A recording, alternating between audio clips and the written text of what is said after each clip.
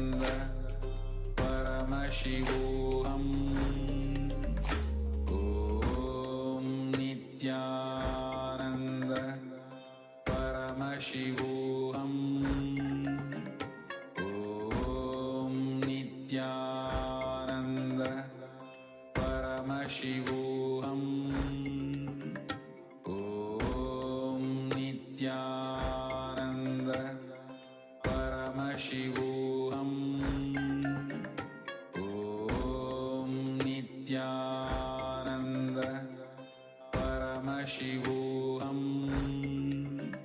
Om Nithyananda Paramashivoham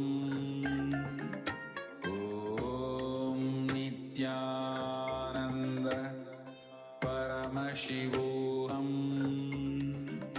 Om Nithyananda Paramashivoham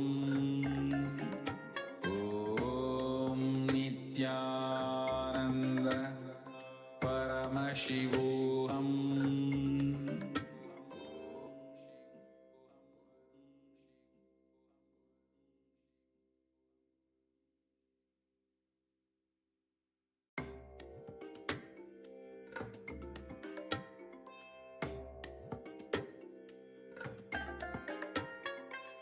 I bless you all. Let you all open all your three eyes and manifest the powers of Mahasadashiva. Om Nithyananda Paramashivoham Om Nithyananda Paramashivoham Om Nithyananda Paramashivoham. Yes, you can relax now. And just take a moment and share with us what was revealed to you in your third eye. So take a moment and tell us what are the objects and the color of the objects that we have in front of us.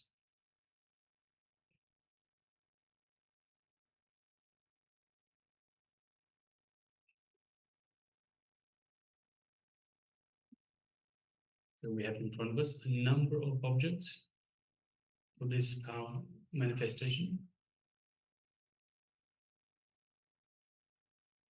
So let us know what colors were revealed to you as you scanned these objects.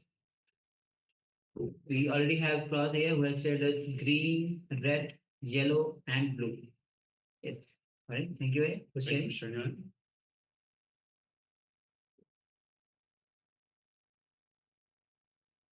And all other persons, Ma, Kali Wang, Joe Wei Ping, John Han, please switch on your cameras and let us know if you have taken part in the power manifestation. You can share your revelations.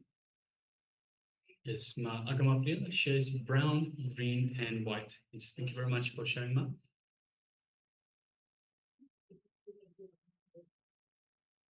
Yes, requesting all participants, if you've taken part in this power manifestation, please take a moment and share with us what was revealed. What do we have in front of us? What objects, what color of the objects?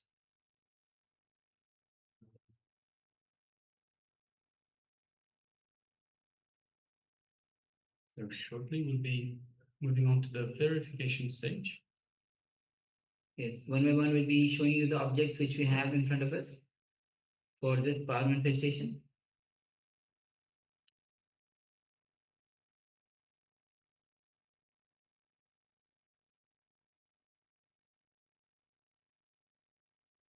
All right, so let us have a grand review. So in front of us we have a pen or texture that is black and a stripe of red, some white, red, yellow colors on it as well, and some green. And the next item that we have is you can see the scale, small scale. Yeah, ruler. You can see the text is in black in color. The color itself is transparent. Yes. Yes. Next, we have a pencil. A pencil, it's a red and black stripes, and a gray tip. And we have also a little bit of white on the bottom there. So yes. Next, we have a screwdriver with the color red and orange, yellow, and even the black. There's a text with black, and even this tip is black. Yes. And we have a pen with blue color, dark blue, and the ink is purple. Ink is black. All right. So Claudia says red, green, yellow, and blue. So yes, we have red, we have yellow, and we have blue. And we have some shades of green on this text as well, but very light, but it's still there. Yes. Yes. Thank you for sharing that, and congratulations for manifesting. We also have Ma Agamapriya that says brown, green, and white. So we definitely have white, and we have a little bit of green as well. Brown, we have maybe this could be a very light brown for the pencil itself. So yes, thank you very much for sharing, Ma, and congratulations for manifesting. Yes. So with this, we have successfully manifested this power, the power of remote vision. So with this, we'll be moving on to the next session, which is going to be on the right knowledge and wrong knowledge. Now, I say very beautifully, having the right knowledge is important to have the life, to live the liberated cognition. So as you enter into this revelation by Swamiji, you can also have the notebook with you, pen and paper with you, to write down the powerful clicks, powerful understanding that you receive from this revelation. So let's enter into this revelation by Swamiji. Have the listening. Let's begin.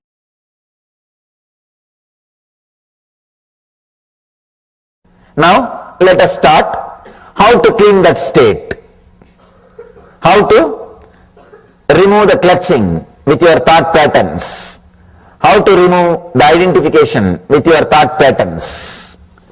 He is talking in the second 33, in the next language. Now starts all the theories, philosophies are different ideas. The Sutra 5, Vriddaya Panchataya Klista Klishtaha. It's a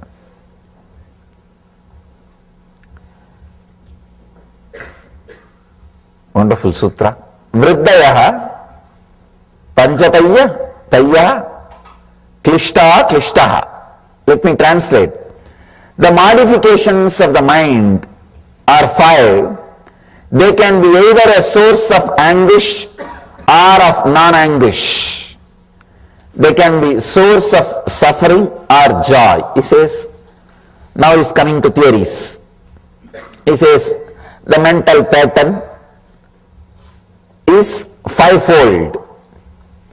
The modifications of the mind are 5. The 5-fold thought patterns result in the alteration of anguish or of non-anguish, suffering or peace. Is coming down, is expressing a little different theory.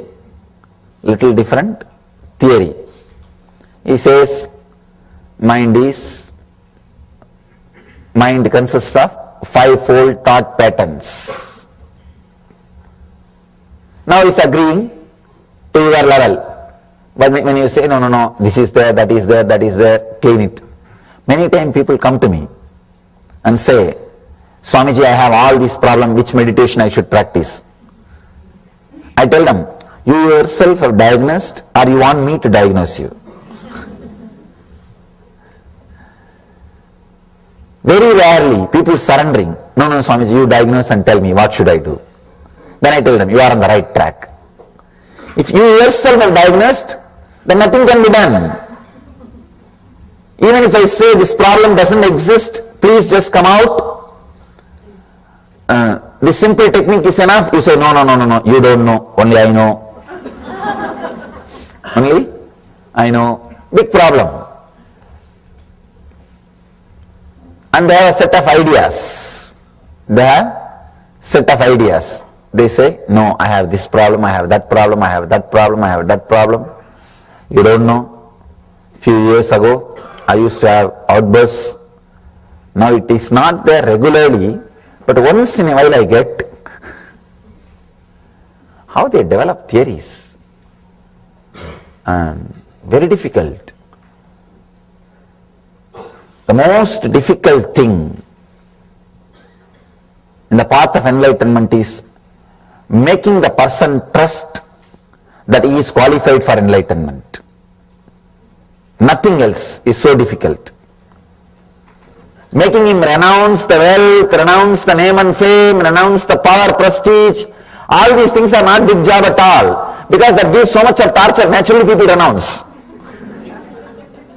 Naturally people throw that. That is not a big problem at all. All you need is making them understand. They renounce, they throw it away. Anything is very easy. The very difficult thing is making them understand they are qualified for experience. They are qualified for truth. That is the worst thing. Somehow you get into the mood, no way, at least not in this life. At least not in this life. We have an idea of weird ideas about sin, karma, wounds, engrams, very weird ideas, very primitive ideas about all these things. So with all that ideas, we continue to suffer. We create constant struggle. We create constant struggle. Now, Patanjali says, all right, at least let me try to balance. Let me take care that feeling connection doesn't get disturbed, dropped. So if the feeling connection is there, at least I can lift that guy tomorrow. At least tomorrow, day after tomorrow, he can be lifted. If the feeling connection is also missing, he can never be lifted. It's like throw a rope. If you don't come up, at least I come down, holding on, holding the rope, waiting for you. So Patanjali is doing that job. He agrees, yes, the fivefold thought patterns result in the alteration of suffering or joy. Please understand, just because he is uttering these words, don't think it is truth. He is just compromising. He is compromising.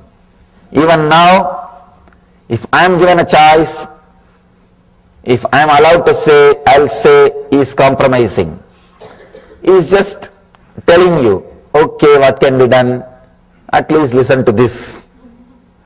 At least listen to this. I can say, the second level teaching. The second level teaching, see, the mass is always mediocre. They can't straight away catch the truth. They need more words, beating around the bush. Then they think, oh, yes. People I have seen always, if the book is too big, they think this is very valuable. It's very valuable. Even in our own gallery I have seen, the big book sells. The small books, straight away I give you simple truths. People, no. This book, yes, looks like message of Swamiji. I can reread forever.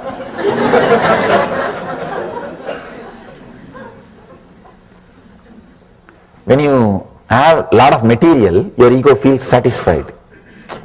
And you feel you achieved something. You achieved something and you got something worthy for your money. No, really, that's what you feel. That is what here Patanjali is trying to do. The fivefold thought patterns, the modifications of the mind are five. They can be either a source of anguish or of non-anguish. That's a beautiful incident with Bernard Shaw. He wrote a book of 100 pages. Somebody asked him, what happened? Just 100 pages. He says, I don't have time. If I had time, I would have reduced it. I would have written only 40 pages or 30 pages. I don't have time. Please understand the paradox. He says, I don't have time, that is why I wrote 100 pages. If I had time, I would have written only 40 pages. I would have reduced, refined.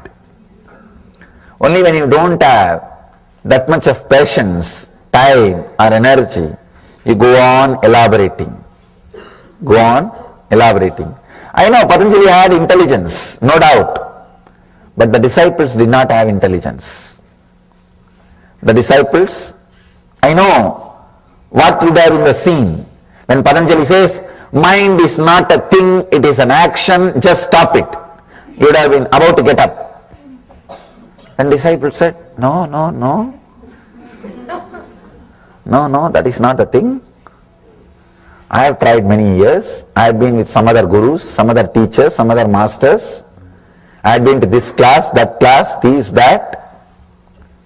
Then Patanjali says, all right, you would have sat back, started the next session. The fivefold thought patterns result in the alteration of suffering or joy. Then people, yes, now he talks. See? Now we are able to connect. 5 different fold, 5 different things happening inside. The result in the alteration of, which results in the alteration of suffering or joy. He's trying to give you more words. Let me tell you an honest truth.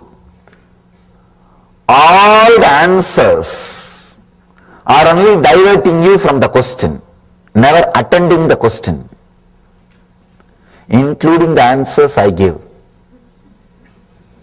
It's only diverting you from the question, because no question can be answered. There's no question which can be answered. For example, you ask, what is worry? I say, the continuous thoughts which goes on inside you, the inner chatter is worry. What have you understood? At least I have not understood. When you have more words, now you are tired to think further. You act, yes, I understood. Relax. Let's go to the next subject. Otherwise, what do you know about that continuous thoughts or inner chattering which is disturbing? All these are different words. When familiar words are uttered, to explain unfamiliar words, you understand that as an answer. That's all. When I utter some familiar words, which you think you know already, as a response to the question of the unfamiliar words, which you think you don't know, you think I answered your question. That's all.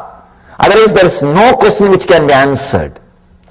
There is no question, no answer. Both are game. You act as if you are asking. I am acting as if I am answering. Just both of us are enjoying our company. That's all. Each other's company. Nothing else. Then directly we can enjoy. Why this game? That is the truth. That is a real truth. Without knowing this truth, we are continuously playing the game. We are going on playing. When you know this game, you realize we don't need this game and start sitting in silence, just in the presence. Till then, the game has to happen continuously. It has to go on and on and on. Asking questions, answers, and different questions. Actually, any answer will create further 10 questions. Answering is a technique of creating a continuous job. See, understand, whenever I answer questions, I am creating continuous questions so that I will have job security. That's what is happening. Any answer will create more questions in you. Nothing can be done. Nothing can be done. That is the nature of words. Whenever words are used, this is the way it will happen. It will be happening. So, Patanjali starts the next level teaching. The fivefold thought patterns result in the alteration of suffering and joy. then immediately you accept. Yes, see, I have suffering and joy. He also agrees. I think I can listen to him. He's an intelligent guy. Now a bridge is created, a kind of bridge. Feeling connection is created. He knows about my suffering. If he straight away tells, mind is not a thing, it is an action, stop it. You think, no, he doesn't know about me. He doesn't know about you. You think he is not sympathizing with you. You are not, see, we don't want best things. We want things with which we can relate, that's all. Please understand, actually in our life, we don't want best things, whether it is a relationship or things or anything. Don't think you have desire for best thing, no. You have desire only to things with which you can relate, that's all. You want to be very comfortable with your mental setup. It is not that you want only best things. If you want only best things, naturally the moment you see the master, you will drop everything and go behind him. One side you have the desire, then you understand, no, let me have the things with which I can relate. I can fight, or I can resist. I can love, I can fight, I can play. Master is too big thing. I know it is ultimate thing to have in the life, but I cannot play with it. I cannot relate with it. I cannot fight with it. I cannot have it. So when I cannot possess it, why to go behind it? With the truth also, you have the same game. With the first three statements of Patanjali, if you have the connection, you know you are a seeker. I know you are a seeker. You want truth. But when the truth does not happen, when you are resisting, when you are not interested to have that connection, now we want the things with which we can play the game. We can continue to manipulate. We can continue to play with. We can continue to have entertainment. We don't want solution, we want support. Here, Patanjali is trying to give support. It's like diluting the medicine. He says, the young age I have seen, the villages, in Indian villages, the mothers will give neem leaf. They will nicely grind the neem leaf and give it as a ball. When these kids don't want to take that, they will put a sugar coat on it, and they will feed. So Patanjali is trying to do that. All right, at least let me put sugar coat on the truth and share with it. Let's see whether people are taking it or not. The fivefold thought patterns result in the alteration of suffering and joy. Is just using different words to give an idea as if what you feel also is true, so that you feel he is sympathizing you, you can connect with him. This master can help you. This master can help you. He can take you beyond. Now, so that you will continue to hold on to him, continue to be connected to him, continue to have that feeling connection. Let's go to the next sutra. Here, the next sutra, sixth sutra, Patanjali is explaining that 5 modifications of the mind: pramana, viparyaya, kalpa, nidra, smrutayaha. The translation is right knowledge, wrong knowledge, imagination, sleep and memory. These are the 5 modifications which may lead to suffering or joy, anguish or non-anguish. Please understand, 5 modifications: right knowledge, wrong knowledge, imagination, sleep and memory. Let us understand one by one. Is a real master. Is a real master. Even in the second level teaching, he is not losing his truth. He might have put the sugar coat, but he is not reducing the strength of the medicine. That is the mastery you need. How much ever you compromise and try to relate with the disciple, the undercurrent, what needs to be transmitted should continue to happen. Should continue to happen. So here, Patanjali is doing that job very beautifully.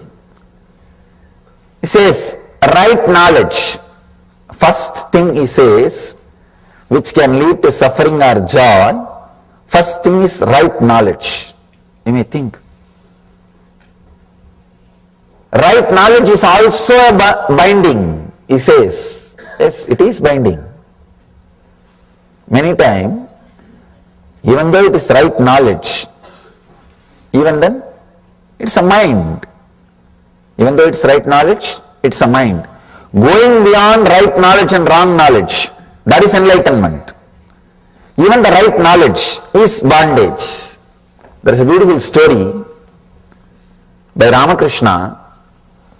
One guy was caught by 3 thieves in the forest. They robbed him completely. One thief said, let us kill him. Why to leave him? The second guy says, no, what is the need of killing? Unnecessary. Let us tie him in the tree and go away. Third guy, he waits after other 2 guys leave. The third thief, he comes near and releases him, says, all right, I'll show you the way, go to the nearby village and escape. He leads him to the nearest highway, leaves him. Then that guy who got robbed, he asked the thief, even though you are a thief, you helped me. Why don't you come to my house and have a cup of tea? Thief says, no, after all I am a thief. I can only help you this much. You go on your own, now I will go on my path. So these 3 thieves are the 3 characters. The first thief who said, let us kill him, that is the tamas, inertia energy, the depression energy. The second thief who told, no, we don't have to kill, let us tie him, that is the restlessness, rajas energy, restlessness, rajoguna. And the third thief who freed him and took him to the nearest highway is sattva, means intelligence, right knowledge. Even though right knowledge liberates you, he is a thief. It is a thief. That is why Patanjali puts even right knowledge as a modification of your mind. He says these 5 modifications can lead to suffering or joy.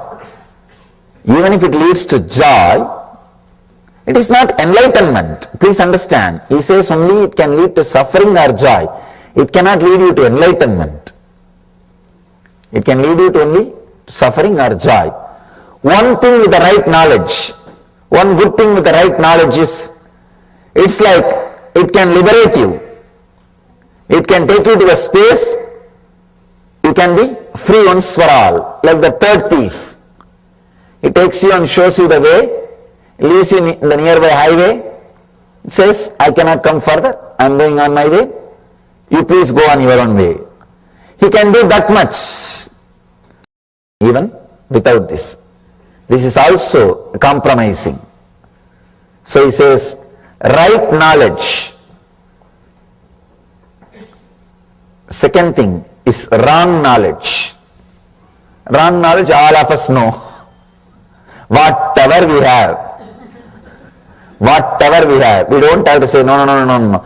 This is not right knowledge, this is not right knowledge, this is not wrong knowledge. I am not saying to classify whatever we have. It's a simple, straight statement. Whatever we have is nothing but wrong knowledge. Whatever name you may give it, it is wrong knowledge. You can say, when you associate yourself with the mood swings of pitta, the liver or function, see, Your mood swings will be based on your liver function. That is why early morning when you are out of bed, your mood will be different. In the noon, your mood will be different. In the night, your mood will be different. Means your thought pattern, mood swings are based on your liver functions. Anything which is out of your liver function is wrong knowledge. Please understand, any mood you go through, any knowledge you gain through the mood swings is wrong knowledge. It's like you are drunk. When somebody is drunk, whatever he sees is wrong knowledge. A small story. One guy is teaching his own son how to drink moderately. He thought, if I don't teach, his friends will teach him. If I teach, at least I can say where to stop. At least he will be in control. So he continues the class. After some time the son asks, Father, when should I stop taking? When should I stop taking alcohol? The father says, see at the opposite table, 4 people are there. When you see them as 8 people, you should stop taking. Son says, Father, no, don't you see there are only 2.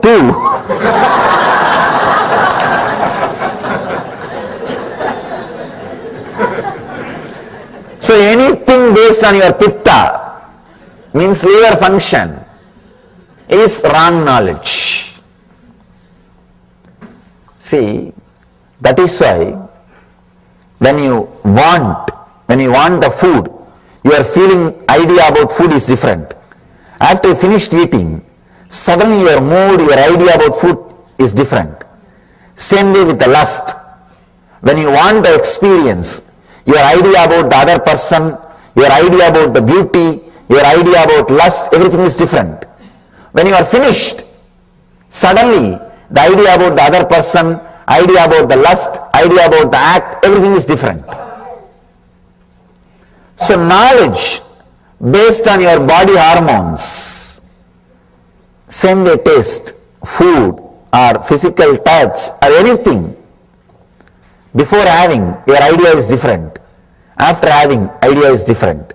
It just changes. So anything based on the hormone, the pitta, is wrong knowledge. It is wrong knowledge. But people enjoy wrong knowledge. Please understand, really. They enjoy wrong knowledge. They don't want to be in the right knowledge, because the right knowledge sometimes hurts you. Really. It constantly reminding you to get enlightened. It's like a constant nagging. Get enlightened, get enlightened, get enlightened. You just want to switch it off. That is why so much of alcohol, understand, so much of alcohol in the humanity, well, you know, right knowledge awakens spiritual seeking in you, which is very costly. Your whole life will be different. You have to enter into a new zone, new space, which is risky. You may not know about that new zone. So you want to be in your old cozy field. You say, no, forget about it. This house is enough, this wife is enough, this car is enough, this office is enough, let me run. You are afraid to enter into that zone of seeking, because seeking is such, it will just take away your whole life. It is internal tsunami. It just changes you. Nothing else is required. You are new. You are washed. You are fresh. Whatever needs to be taken away from you, leaves you. Only whatever needs to be left is left. It's a very powerful internal tsunami. When you are afraid of that, the right knowledge means reality always leads you to seeking. In the world, there are only 2 categories. One, seekers. Another one, people who are addicted. That's all. You can't be between. Either you have to be a seeker or you have to be addicted. Because you have to escape from the right knowledge. You have to put that off. You have to switch it off. You have to divert yourself. You can't be constantly in the right knowledge. Because right knowledge constantly asks you to seek further, seek further, seek further. It doesn't let you rest. It doesn't say, no, no, you can lie down, I will come tomorrow. No. It's like credit card company. Constantly calling you. Constantly calling you. So seeking does not let you rest. That is why all over the world, why do you think all over the world in all cultures, alcohol is like a habit? Alcohol is next to food, consumed next to food. Because man wants to be in wrong knowledge. He wants to be in delusion. He wants to be deluded. He wants to be in imagination. He doesn't want right knowledge. He doesn't want to be in reality. How many laws? Almost all countries have laws about the alcohol. But no country is able to stop. No country is able to stop. All countries, all cultures, all civilizations, all of them tried to ban alcohol. At least few times they have tried. But the moment they ban through the law, more alcohol is consumed. It becomes a big problem. It becomes a big headache for the government, police, law enforcement departments. Then nothing can be done. They open it.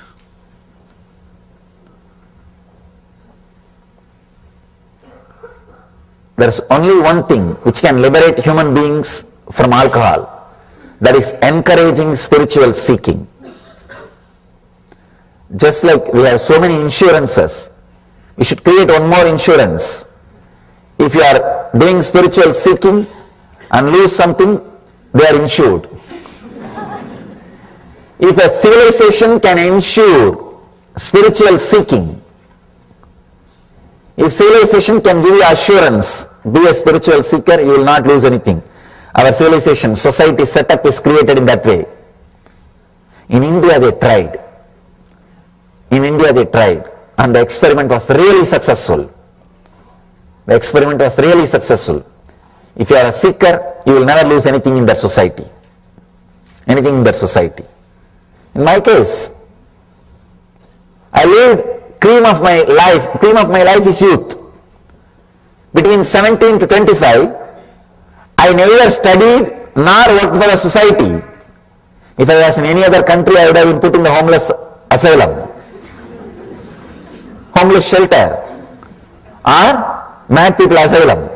They would have put me in all psychotherapy, psychiatry, psychopathy, all kinds of pathis and therapies and deprogramming programs. They would have put all possible medicines and doses on me. But the great civilization, the great society did not do that to me. When I was on my own, when I started seeking, it had sympathy, it had passions, it had compassion.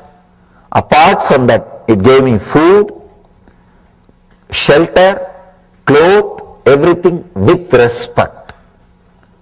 Understand? Not saying you are an unwanted guy, but we have to maintain what to do. No. Not with that feeling, how the homeless people are served. The developed countries, how the homeless people are treated. We will give you food, you are unwanted guy, what to do? We will give you what you need. At least don't become a criminal. We will give you what you need. Just keep quiet. Not with that unwanted feeling. No. With encouraging. Please do it. You are right. You are right.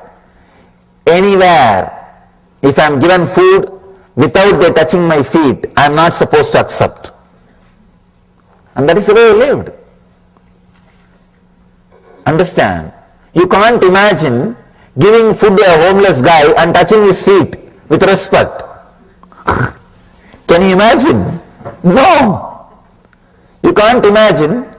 In the developed countries, you will give food and shelter and clothes and whatever needed to a homeless guy and fall at his feet and do namaskar. Offer your respect. Saying you are right, please, you are encouraged, please do what you are doing. No. But the civilization did it. The society did it. When I go around all over the world, I understand. I am surprised. The civilization was built for enlightenment. It is built to create enlightened beings. Many times people ask me, why only in India so many enlightened masters are there? Why they are not spread all over the world? They should have been spread. God should have sent here and there. Why they are all completely concentrated in India? Please understand, it is not an accident. It is an incident. The civilization itself is prepared, trained, created for enlightened masters. Same way, there are many things missing. They don't have 911, as I told you yesterday. They don't have many things which developed countries have, but they have few things which no other civilization can produce. They have insurance for seekers. The whole society is an insurance for seekers. Whole civilization is insurance for seekers. Billions and billions of rupees are spent in creating infrastructures, basic needs for the seekers who wander all over the country. Billions of dollars is spent by philanthropists. The first philanthropy activity in India is not creating education infrastructure or medical infrastructure. Infrastructure for seekers. That is the first priority. In India, any rich man, see in the developed countries, any rich man, if he is fed up with the money, if he wants to do charity, only when he feds up with the money, he will do charity. When he feds up with the money, and he wants to do charity, the developed countries, he may create an hospital, or he may create a school. But in India, if he is fed up with the money, and if he wants to do charity, first thing will be, he will create a monastery or a temple. Means infrastructure for seekers. The whole civilization is directed towards enlightenment, towards seeking. So only if you give assurance and respect for seeking, only the civilization which gives assurance and respect for seeking can be liberated from alcohol. If any civilization needs liberation from addiction of alcohol, if it wants to save its citizens from alcohol, the one and only way is encourage seeking. Encourage right knowledge. Lead people towards enlightenment. Lead them towards the conscious growth. Lead them towards superconsciousness. That is the one and only way to liberate from alcohol. Till then, alcohol will continue to rule. The addictions will continue to be there. The drugs, the products which gives the kind of the illusory feeling will continue to exist either directly or indirectly, legally or illegally in the society or undercover. It will continue to exist because man cannot live without right knowledge or wrong knowledge. Right knowledge always leads to seeking. If that is not encouraged, that is not accepted in the society, if that is not the right track which he can take up, if he is not respected, taken care, if he takes up the right knowledge, naturally what he will do? He has no other option. He has to take the wrong knowledge. He has to take the other side. So any civilization wants to save its citizens, its people from the addiction or products which creates delusions and illusions, the one and only way is encourage right knowledge. Let that civilization think about encouraging seeking. Let that civilization think about supporting the seeking. In India, I have seen every 30 miles you will have a place for resting and food if you are a seeker. Because I walked length and breadth of India. Maximum I can walk only 30 miles per day.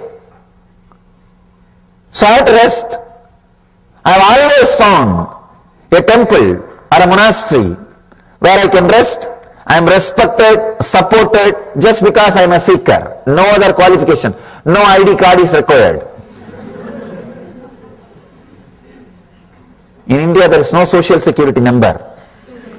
Please understand. But first of all, there is no security. What about social security number? There is no social security number. There is no way to track. There is no way to find out information about you. Nothing exists. The only social security number is this color dress. That's all. You will be surprised.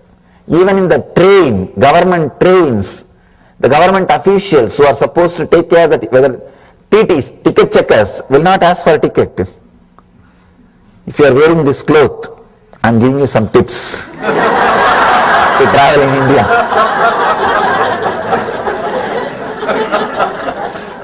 Now I am telling you from my experience. If you are with this cloth and sitting, I have never seen any TT asking me ticket. They will ask only one thing, Baba, have you eaten? Means, it's a very respectful word. Baba means father. Oh, father, have you taken food? That's all. I wandered 9 years. 9 years I did yatra, means pilgrimage. So, whole length and breadth of India. Every 30 miles you have a stoppage. You have food with respect. That is the main thing. With respect. They touch your feet. That's the first thing. They touch your feet and offer. And they encourage what you are doing. They support what you are doing. They respect what you are doing. So only a civilization which can support seeking, which can encourage seekers. This is one aspect of seeking I am saying. Even otherwise, even when you are living with your family, if the society knows you are a seeker, you have a different position. You have a different place. You have a different respect. That whole society, it is in their blood. So any civilization encourages seeking, supports seekers, will liberate itself from the wrong knowledge and the products which creates delusion. The products which creates delusion. In India, so much of population, I don't see so much of entertainment. Only recently, last 50 years only, so much of entertainment ideas are gathered. Otherwise, there is no theme park, there was no TV, there was no movie. There was nothing much of entertainment. Even their entertainment is connected to seeking, temple. That is their entertainment. Sometime I have seen, especially in the West, people are surprised that in India people go to temples every day. Because in many countries, they go to church only once in a week. It's a Sunday holiday religion. And that also rarely. Not everybody. When I say people go to the temple regularly, every day, people are surprised. But that becomes their lifestyle. Not so much of entertainment. Even entertainment is this only. Prayer is entertainment. This is game. Everything. Everything is rooted at seeking. Based at the search for enlightenment. So civilization which encourages right knowledge helps their citizens to go beyond, wrong knowledge, to go beyond addictions. right knowledge, wrong knowledge. The third pattern, third mental structure, third chitta vritti is imagination. This is another one big problem. This imagination can lead you to right knowledge or wrong knowledge. This can lead you to suffering or joy. If the imagination is used properly, rightly, it can lead you to ecstasy, joy, spiritual ecstasy. It can lead you to ultimate. You will be in the heaven. You can see in your own life how you imagine about yourself plays a major role in your decisions. I've seen sometime when I work with the people, the moment they get an imagination, strong imagination, no, I cannot continue this for whole.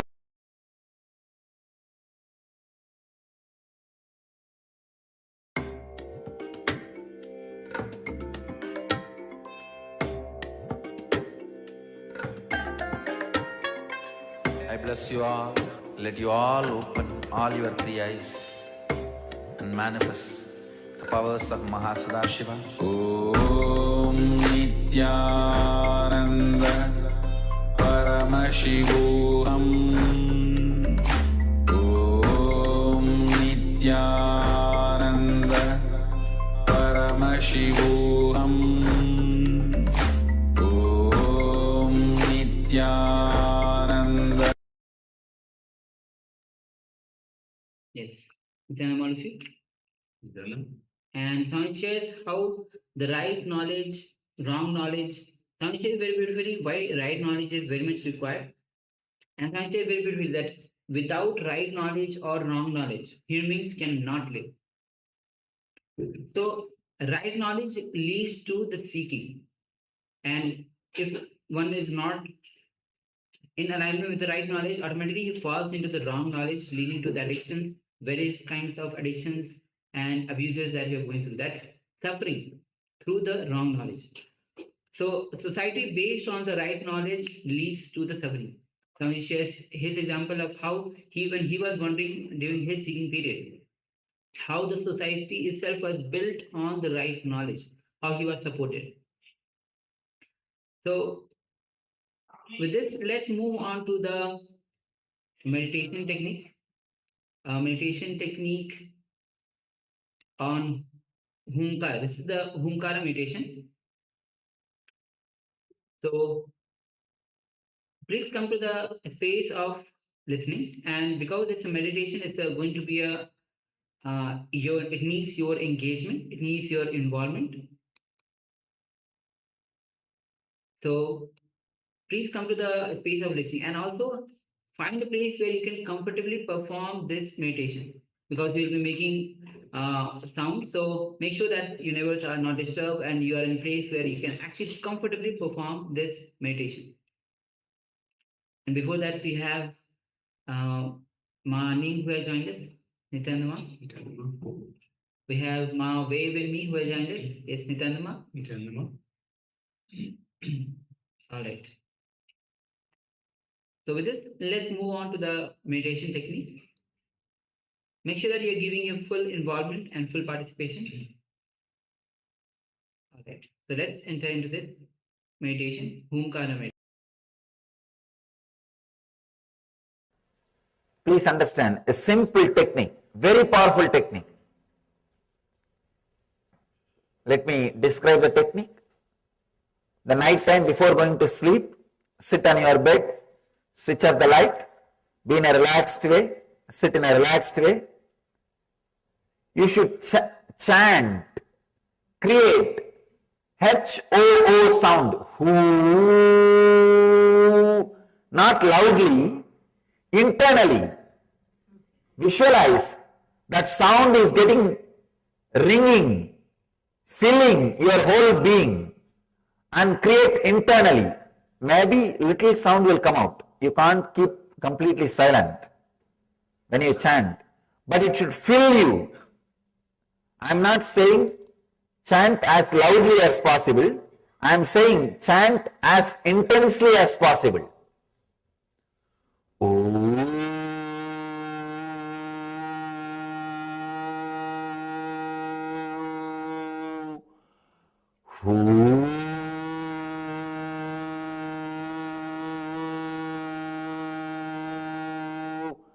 The whole body should be filled with that sound, with that one chanting.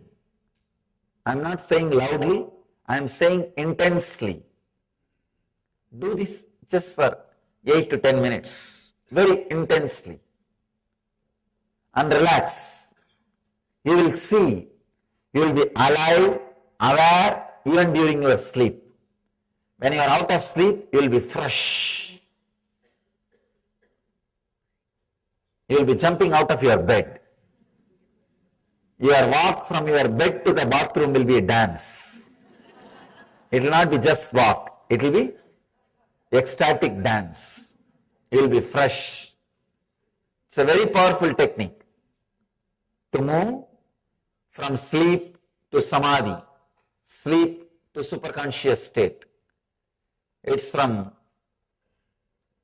Tantra tradition, means the 5,000-year-old spiritual secrets, spiritual techniques, very powerful technique. So, we can practice this technique just for 5 minutes. You can try so that you know how to chant.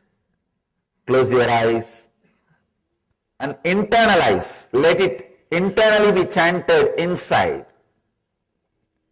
Chant this mantra intensely inside.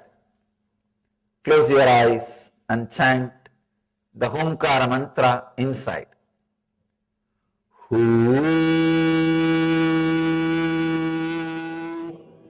As intensely as possible.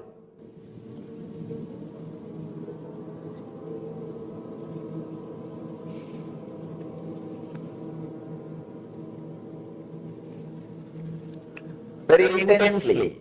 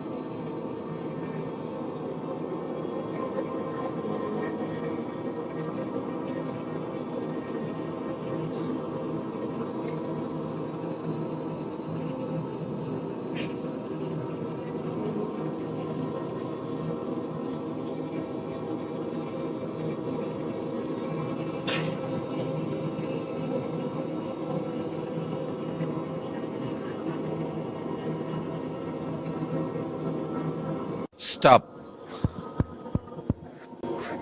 Stop. You can open your eyes. Try this technique before going to sleep. You will see you are able to transform your whole sleep into superconscious samadhi.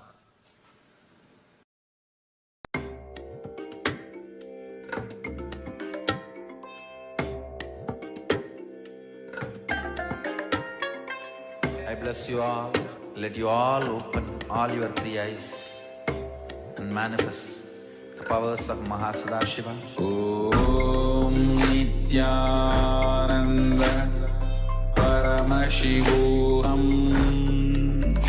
Om Nithyananda Paramashivoham.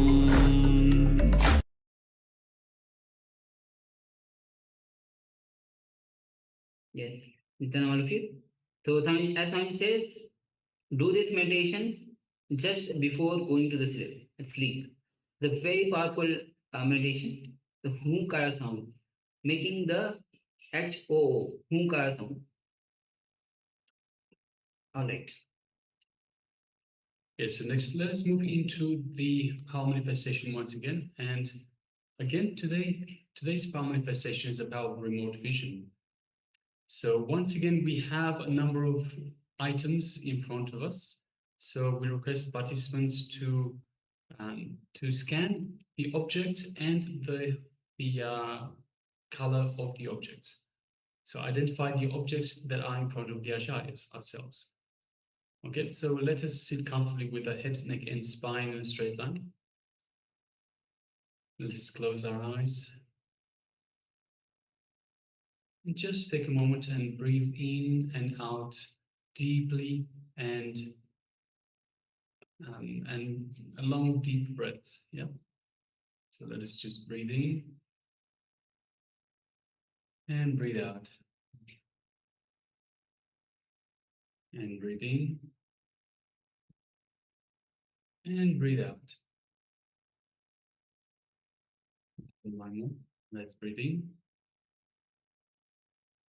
and breathe out.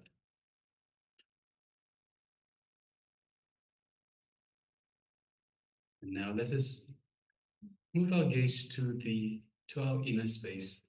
And let us invoke Swamiji in our inner space.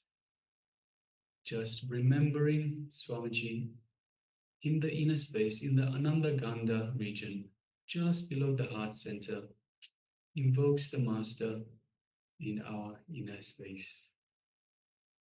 So let us visualize Swamiji in our inner space and feel Swamiji radiating his love, his compassion, and his infinite bliss, infinite grace, radiating it from our inner space.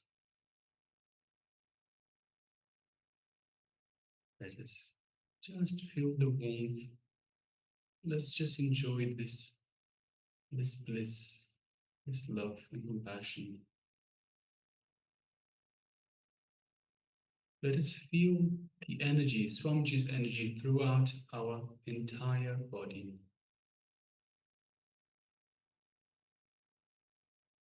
Feel it go to every part of our body, every cell feeling alive and rejuvenated with this superconscious energy that Swamiji is radiating. Just feel the connection to Swamiji. Feel the love. Feel the space of oneness with Swamiji. Just enjoy this space of oneness with Swamiji.